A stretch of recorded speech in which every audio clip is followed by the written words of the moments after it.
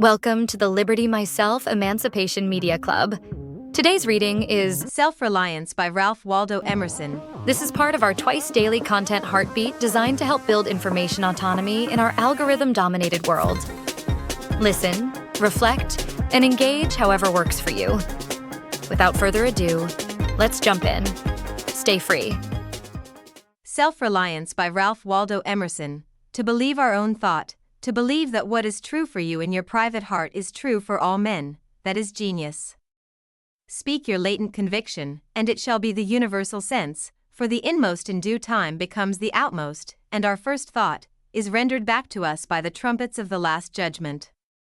Familiar as the voice of the mind is to each, the highest merit we ascribe to Moses, Plato, and Milton is, that they said it not books and traditions, and spoke not what men but what they thought.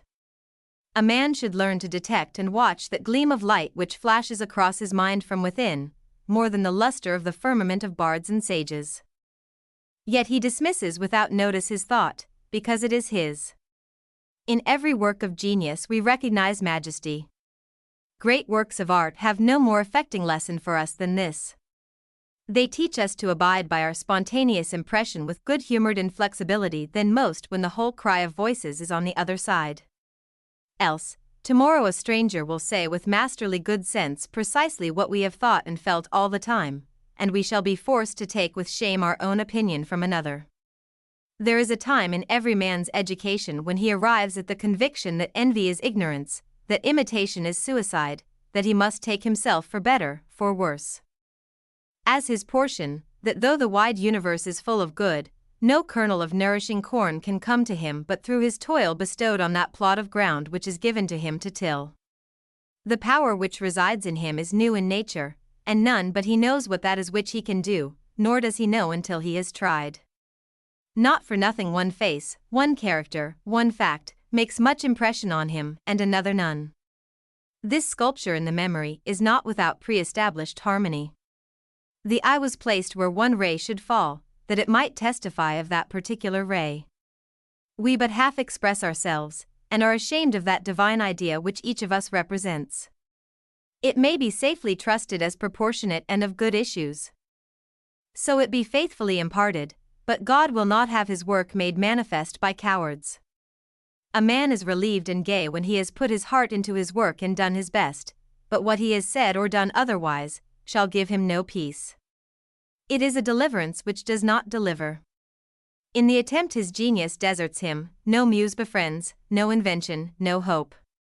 Trust thyself, every heart vibrates to that iron string. Accept the place the divine providence has found for you, the society of your contemporaries, the connection of events. Great men have always done so, and confided themselves childlike to the genius of their age, betraying their perception that the absolutely trustworthy was seated at their heart, working through their hands, predominating in all their being. And we are now men, and must accept in the highest mind the same transcendent destiny, and not minors and invalids in a protected corner, not cowards fleeing before a revolution, but guides, redeemers, and benefactors, obeying the almighty effort, and advancing on chaos and the dark. What pretty oracles nature yields us on this text, in the face and behavior of children, babes, and even brutes. That divided and rebel mind, that distrust of a sentiment because our arithmetic has computed the strength and means opposed to our purpose, these have not. Their mind being whole, their eye is as yet unconquered, and when we look in their faces, we are disconcerted. Infancy conforms to nobody, all conform to it, so that one babe commonly makes 4 or 5 out of the adults who prattle and play to it. So God has armed youth and puberty and manhood no less with its own piquancy and charm, and made it enviable and gracious and its claims not to be put by, if it will stand by itself. Do not think the youth has no force, because he cannot speak to you and me. Hark! In the next room his voice is sufficiently clear and emphatic. It seems he knows how to speak to his contemporaries. Bashful or bold, then, he will know how to make us seniors very unnecessary. The nonchalance of boys who are sure of a dinner, and would disdain as much as a lord to do or say ought to conciliate one, is the healthy attitude of human nature. A boy is in the parlor what the pit is in the playhouse, independent, irresponsible, looking out from his corner on such people and facts as pass by, he tries and sentences them on their merits, in the swift, summary way of boys, as good, bad, interesting, silly, eloquent, troublesome. He cumbers himself never about consequences, about interests, he gives an independent, genuine verdict. You must court him, he does not court you. But the man is, as it were, clapped into jail by his consciousness. As soon as he has once acted or spoken with éclat, he is a committed person, watched by the sympathy or the hatred of hundreds, whose affections must now enter into his account. There is no Lethe website for this. Ah, that he could pass again into his neutrality. Who can thus avoid all pledges, and having observed, observe again from the same unaffected, unbiased, unbribable, unaffrighted innocence, must always be formidable. He would utter opinions on all passing affairs, which being seen to be not private, but necessary, would sink like darts into the ear of men, and put them in fear. These are the voices which we hear in solitude, but they grow faint and inaudible as we enter into the world. Society everywhere is in conspiracy against the manhood of every one of its members. Society is a joint stock company, in which the members agree, for the better securing of his bread to each shareholder, to surrender the liberty and culture of the eater. The virtue in most request is conformity. Self-reliance is its aversion. It loves not realities and creators, but names and customs. Whoso would be a man must be a nonconformist. He who would gather immortal palms must not be hindered by the name of goodness, but must explore if it be goodness. Nothing is at last sacred but the integrity of your own mind.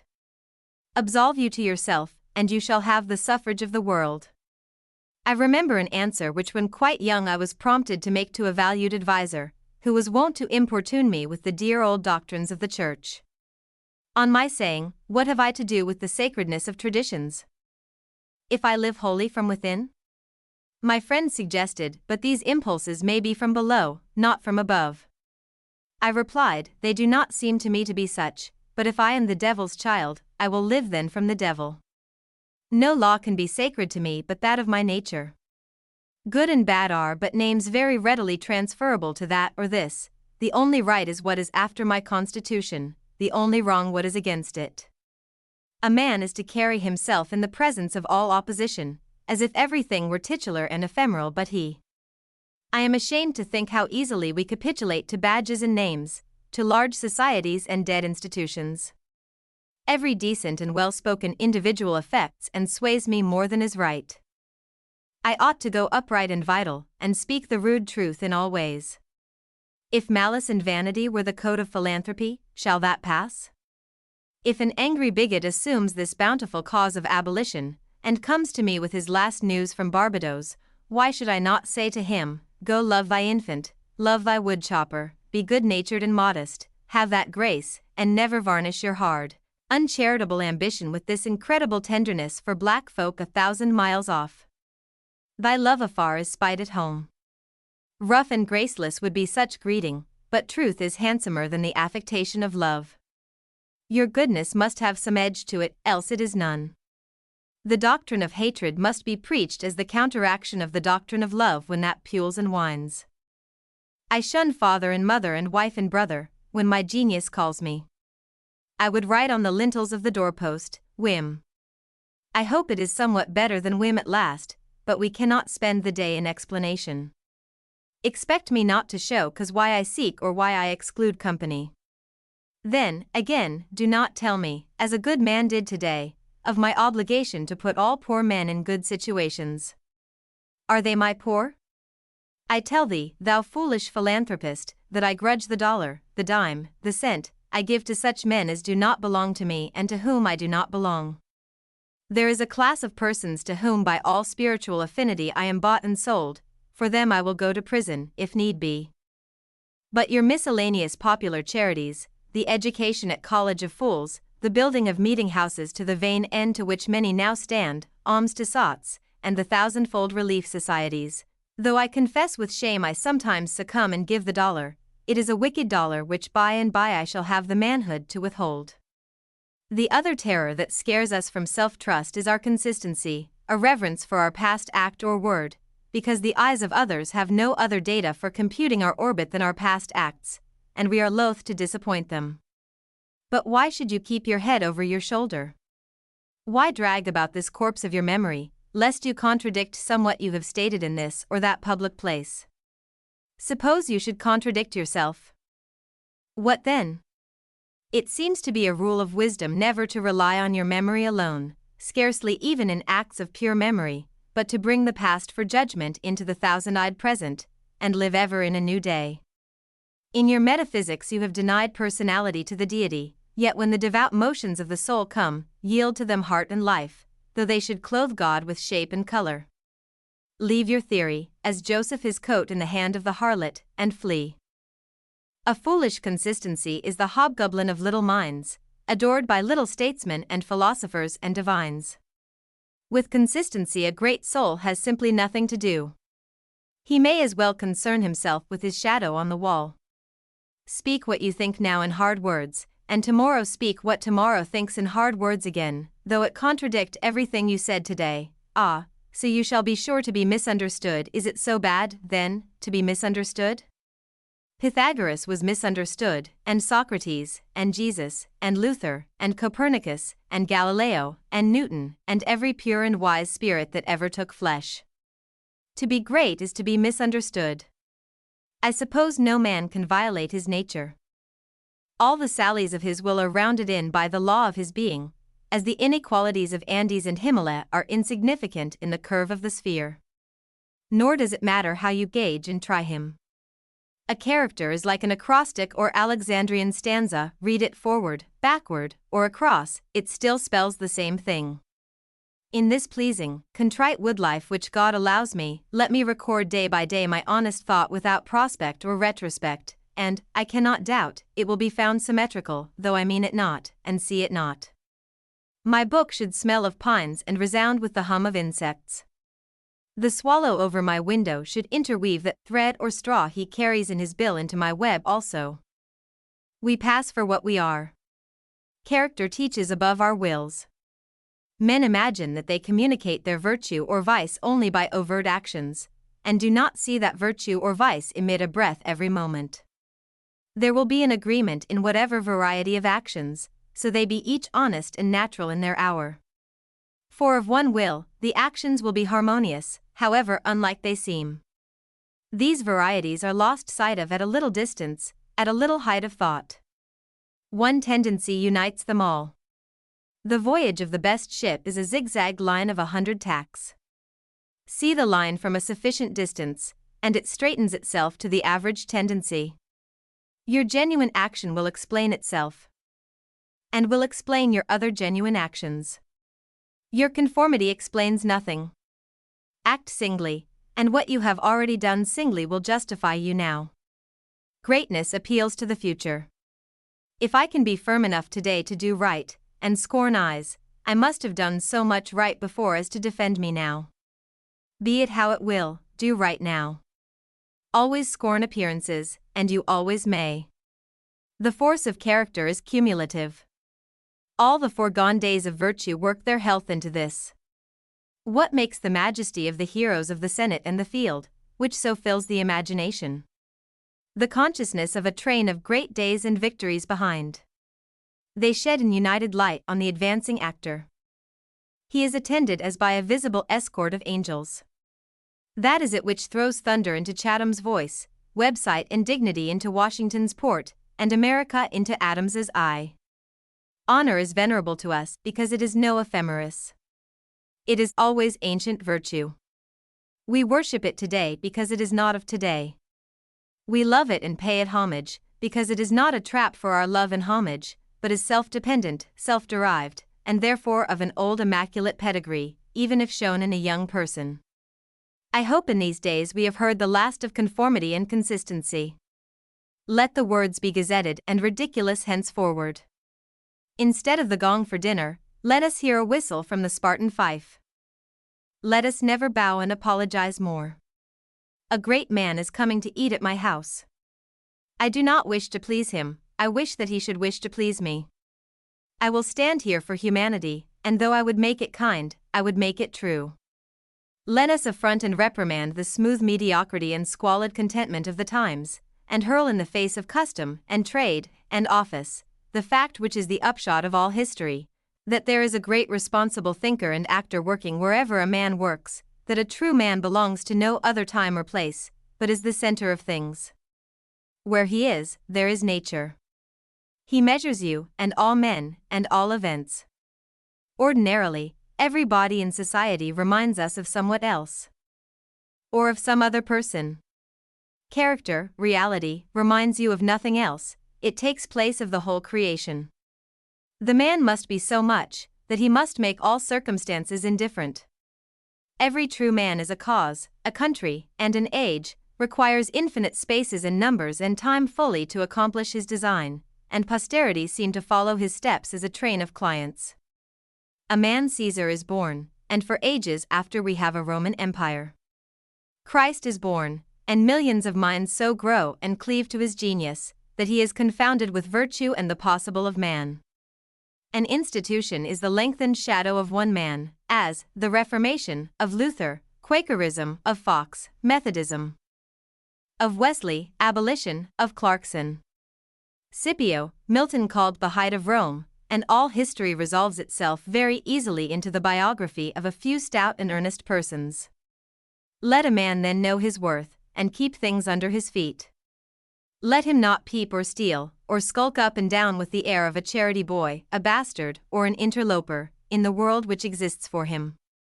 But the man in the street, finding no worth in himself which corresponds to the force which built a tower or sculptured a marble god, feels poor when he looks on these. To him a palace, a statue, or a costly book have an alien and forbidding air, much like a gay equipage, and seem to say like that, "Who are you, sir?" Yet they all are his, suitors for his notice, petitioners to his faculties that they will come out and take possession. The picture waits for my verdict, it is not to command me, but I am to settle its claims to praise. That popular fable of the sot who was picked up dead drunk in the street, carried to the Duke's house, washed and dressed and laid in the Duke's bed, and, on his waking, treated with all obsequious ceremony like the Duke, and assured that he had been insane, owes its popularity to the fact that it symbolizes so well the state of man, who is in the world a sort of sot, but now and then wakes up, exercises his reason, and finds himself a true prince.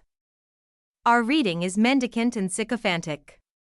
In history, our imagination plays us false. Kingdom and lordship, power and estate, are a gaudier vocabulary than Private John and Edward in a small house and common day's work, but the things of life are the same to both, the sum total of both is the same. Why all this deference to Alfred, and Skanderbeg, and Gustavus? Suppose they were virtuous, did they wear out virtue? As great a stake depends on your private act today, as followed their public and renowned steps. When private men shall act with original views, the luster will be transferred from the actions of kings to those of gentlemen.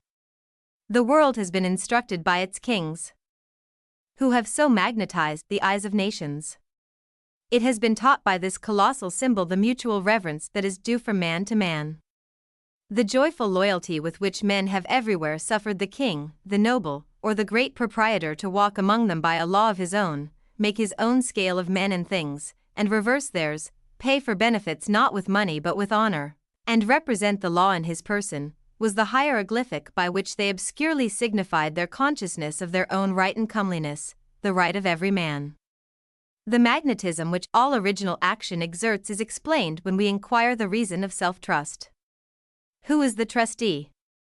What is the aboriginal self on which a universal reliance may be grounded? What is the nature and power of that science-baffling star? Without parallax, without calculable elements, which shoots a ray of beauty even into trivial and impure actions, if the least mark of independence appear? The inquiry leads us to that source, at once the essence of genius, of virtue, and of life, which we call spontaneity or instinct. We denote this primary wisdom as intuition, whilst all later teachings are tuitions. In that deep force, the last fact behind which analysis cannot go, all things find their common origin. For, the sense of being which in calm hours rises, we know not how, in the soul, is not diverse from things, from space, from light, from time, from man, but one with them, and proceeds obviously from the same source whence their life and being also proceed. We first share the life by which things exist, and afterwards see them as appearances in nature, and forget that we have shared their cause. Here is the fountain of action and of thought. Here are the lungs of that inspiration which giveth man wisdom, and which cannot be denied without impiety and atheism. We lie in the lap of immense intelligence, which makes us receivers of its truth and organs of its activity. When we discern justice, when we discern truth, we do nothing of ourselves, but allow a passage to its beams. If we ask whence this comes, if we seek to pry into the soul that causes, all philosophy is at fault. Its presence or its absence is all we can affirm. Every man discriminates between the voluntary acts of his mind and his involuntary perceptions, and knows that to his involuntary perceptions a perfect faith is due. He may err in the expression of them, but he knows that these things are so, like day and night, not to be disputed. My willful actions and acquisitions are but roving, the idlest reverie, the faintest native emotion, command my curiosity and respect. Thoughtless people contradict as readily the statement of perceptions as of opinions, or rather much more readily, for they do not distinguish between perception and notion. They fancy that I choose to see this or that thing. But perception is not whimsical, but fatal. If I see a trait, my children will see it after me, and in course of time, all mankind, although it may chance that no one has seen it before me. For my perception of it is as much a fact as the sun. The relations of the soul to the divine spirit are so pure, that it is profane to seek to interpose helps. It must be that when God speaketh he should communicate, not one thing, but all things, should fill the world with his voice, should scatter forth light, nature, time, souls, from the center of the present thought, and new date and new create the whole. Whenever a mind is simple, and receives a divine wisdom, old things pass away, means, teachers, texts, temples fall, it lives now, and absorbs past and future into the present hour. All things are made sacred by relation to it, one as much as another. All things are dissolved to their center by their cause, and, in the universal miracle, petty and particular miracles disappear. If, therefore, a man claims to know and speak of God, and carries you backward to the phraseology of some old mouldered nation in another country, in another world, believe him not. Is the acorn better than the oak which is its fullness and completion? Is the parent better than the child into whom he has cast his ripened being? Whence, then, this worship of the past? The centuries are conspirators against the sanity and authority of the soul. Time and space are but physiological colors which the eye makes, but the soul is light, where it is day, where it was, is night, and history is an impertinence and an injury, if it be anything more than a cheerful apologue or parable of my being and becoming. Man is timid and apologetic, he is no longer upright, he dares not say I think, I am, but quotes some saint or sage. He is ashamed before the blade of grass or the blowing rose. These roses under my window make no reference to former roses or to better ones, they are for what they are, they exist with God today. There is no time to them. There is simply the rose, it is perfect in every moment of its existence. Before a leaf bud has burst, its whole life acts, in the full-blown flower there is no more, in the leafless root there is no less. Its nature is satisfied, and it satisfies nature, in all moments alike. But man postpones or remembers, he does not live in the present, but with reverted eye laments the past, or, heedless of the riches that surround him, stands on tiptoe to foresee the future. He cannot be happy and strong until he too lives with nature in the present, above time. This should be plain enough. Yet see what strong intellects dare not yet hear God himself, unless he speak the phraseology of I know not what David, or Jeremiah, or Paul. We shall not always set so great a price on a few texts, on a few lives. We are like children who repeat by rote the sentences of grandams and tutors, and, as they grow older, of the men of talents and character they chance to see, painfully recollecting the exact words they spoke, afterwards, when they come into the point of view which those had who uttered these sayings, they understand them, and are willing to let the words go, for, at any time, they can use words as good when occasion comes. If we live truly, we shall see truly. It is as easy for the strong man to be strong, as it is for the weak to be weak. When we have new perception, we shall gladly disburden the memory of its hoarded treasures as old rubbish. When a man lives with God, his voice shall be as sweet as the murmur of the brook and the rustle of the corn. And now at last the highest truth on this subject remains unsaid, probably cannot be said, for all that we say is the far-off remembering of the intuition. That thought, by what I can now nearest approach to say it, is this. When good is near you, when you have life in yourself, it is not by any known or accustomed way, you shall not discern the footprints of any other, you shall not see the face of man, you shall not hear any name, the way, the thought, the good, shall be wholly strange and new. It shall exclude example and experience. You take the way from man, not to man. All persons that ever existed are its forgotten ministers. Fear and hope are alike beneath it. There is somewhat low even in hope. In the hour of vision, there is nothing that can be called gratitude, nor properly joy. The soul raised over passion beholds identity and eternal causation, perceives the self-existence of truth and right, and calms itself with knowing that all things go well. Vast spaces of nature, the Atlantic Ocean, the South Sea, long intervals of time, years, centuries, are of no account. This which I think and feel underlay every former state of life and circumstances, as it does underlie my present, and what is called life, and what is called death. Life only avails, not the having lived. Power ceases in the instant of repose. It resides in the moment of transition from a past to a new state, in the shooting of the gulf, in the darting to an aim. This one fact the world hates, that the soul becomes, for that forever degrades the past, turns all riches to poverty, all reputation to a shame, confounds the saint with the rogue, shoves Jesus and Judas equally aside. Why, then, do we prate of self-reliance? Inasmuch as the soul is present, there will be power not confident but agent. To talk of reliance is a poor external way of speaking. Speak rather of that which relies, because it works and is.